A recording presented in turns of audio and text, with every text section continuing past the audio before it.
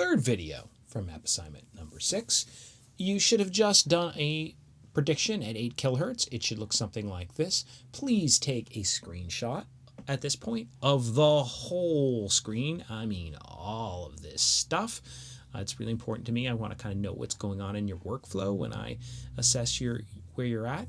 And so take a screenshot, and then what you should notice in there, a couple important things here. You should notice that the arrays, and of course we're at 8 kilohertz, it's kind of bright up front. Right?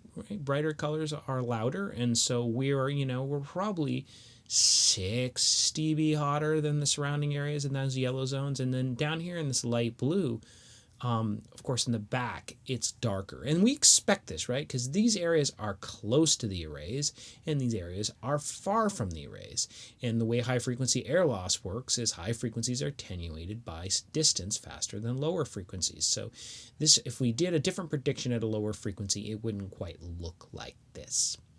So how do we solve this problem?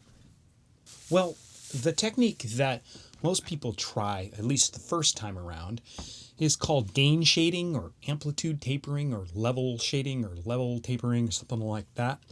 And essentially what it is, and it seems intuitive at first, you look at the side view of your array, you say, well, these people are closer, why don't we turn down the level of these bottom boxes? And conversely, these people are far away, why don't we turn up the level of the top boxes? And it seems relatively intuitive, but it doesn't actually work that well. And I highly encourage you to try it, of course, in MAPP. And but it will work great in the high frequencies. It's very effective in the highs because the highs are horn steered and the speakers are mostly isolated from each other.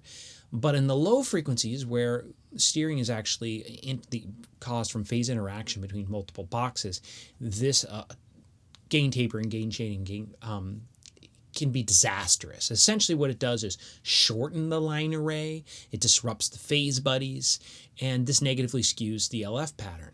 Another bigger problem, perhaps the worst of the problem, is that it reduces the overall headroom of the PA. The PA is now quieter because some of the boxes are producing less level.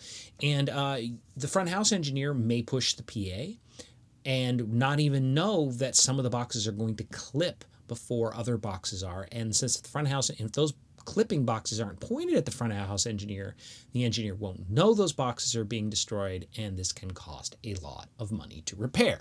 So gain shading, no bueno. The better solution is called, one of the terms for it is called HF shading. And what HF shading does is this is a more effective way of overcoming the inverse square law. It's to take these bottom boxes and basically put some high frequency EQ on them and darken them. So the real issue here is high frequencies. So why don't we make it, darker here and maybe add some high frequency boosts here? Okay, so this would be boosted and this would be attenuated. And so we call this HF shading. And it's pretty effective, as you will find through this exercise.